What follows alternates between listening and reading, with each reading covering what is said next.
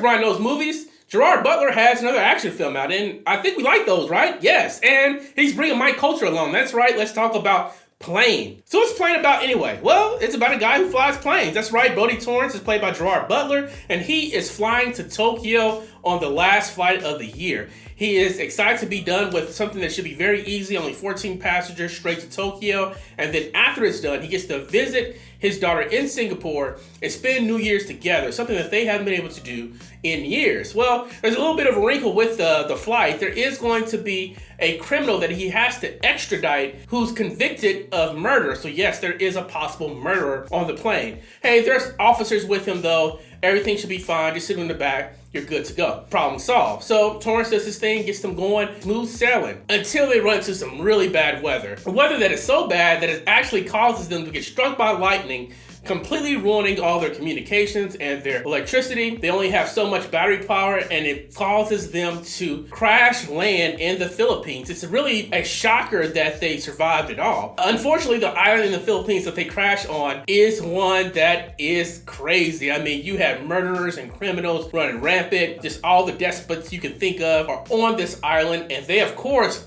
sense an opportunity for some ransom money. Captain Torrance goes out on this island searching for some way to communicate back with the airline and let them know where they are. And while he's gone, the criminals who found out that the plane crash landed there kidnap all the passengers. So now Captain Torrance, along with getting some help from the convicted felon, has to figure out a way to save the passengers. So yeah, that's basically what the film's about. It's Die Hard in the Philippines. So this film's written by Charles Cummings, who is a first-time writer as far as I can tell. He's probably worked on scripts before, but this is the first time he's heading a major feature film. J.D. Davis is his writing partner, and he's been on a couple other films and TV shows. I'm not really familiar with his work, so I can't speak about past things. But yeah, what I think they did here was pretty competent. Sometimes these scripts and these screenplays run into problems because writers are trying to, and rightfully so, put their own stamp on it. Just like directors try to put their stamps on their films. And they're trying to put a twist and turn that doesn't really need to be there. So the plot ends up having issues because you're trying to put your unique spin on it. And they did something competent here where they basically used old tropes and did them pretty well. Yeah, there's something about creativity and originality that I like, of course, but there's nothing wrong with recycled stories. The reason we like these stories and these motifs is because they work. So just do those well. So yeah, we're getting a little bit of First Blood, Rambo Part 2 in this film.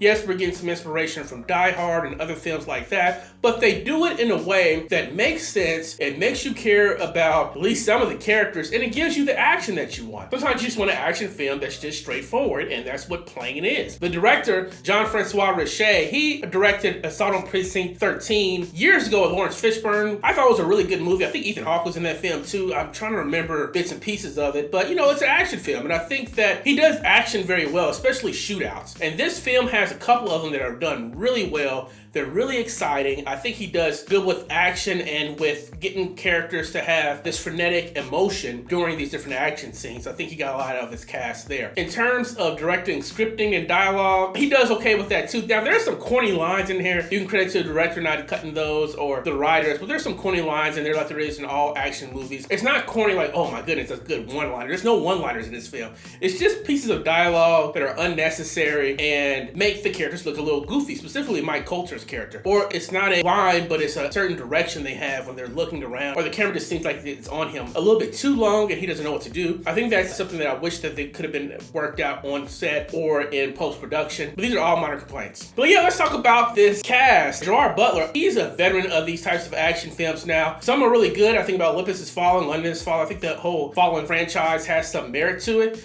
Some of them not so much, but one thing that Gerard Butler does in all these films that makes his character and the movie in the moment you're watching it so believable is that he has this intensity about him when he's in these certain situations that draws you in, no matter how fantastical or unrealistic that situation may be, or whatever he's doing may seem unrealistic. Because of that intensity on screen, you believe that he's actually going through it. It's much different than what you think of with a Schwarzenegger or Stallone who's just Mr. Cool Guy, or The Rock, for example. Those things where they're just kind of like shrugging these things off. It's really cool how he does that and how he draws you in. Because of that, it makes it easy to enjoy his films even if he doesn't have the best material in front of him. I'm not saying Plane is not good material. I think it's decent material, but that's what really sticks out about him. Mike Colter, never really seen him in a movie like this. He has some lines that are pretty gritty. He does some pretty gritty things in this film. I feel like he's kind of avoided parts like this in the past, and it's good to see him kind of stretching himself and trying to go something that's a little bit morally gray. They never really flesh out his character character and tell you what he did. You just know that there's some conviction and he ran away and that was it. And you don't really need to know more about him outside that he's just trying to survive. I think he does a really good job with that. It's just really weird to hear him try to give us some of these lines and you've never seen it before from him. So I don't want to say it's unbelievable. It's just a little bit shocking. The actor I liked the most in this film, though, was Yoson An, who played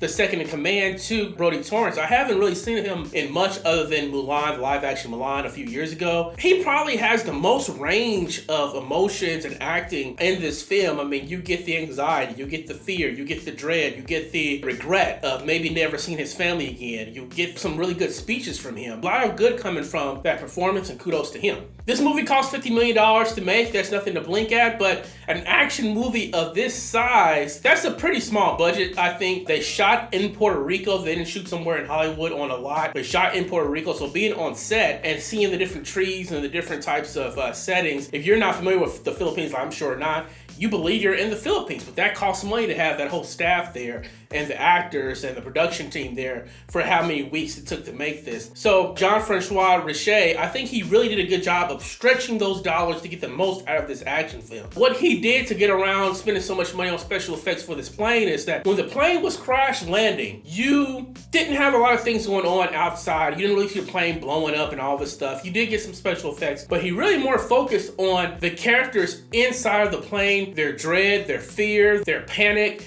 and you really got to get some little good character moments inside the plane while they're trying to crash the plane. Also, the back and forth with Gerard Butler's character and Yoson An's character in the cockpit. All that stuff was great, and I think it really, one, added to the film and helped to stretch those dollars, so kudos to them. Anyway, so what's my rating? See it streaming or skip it. I'm giving Plane a streaming.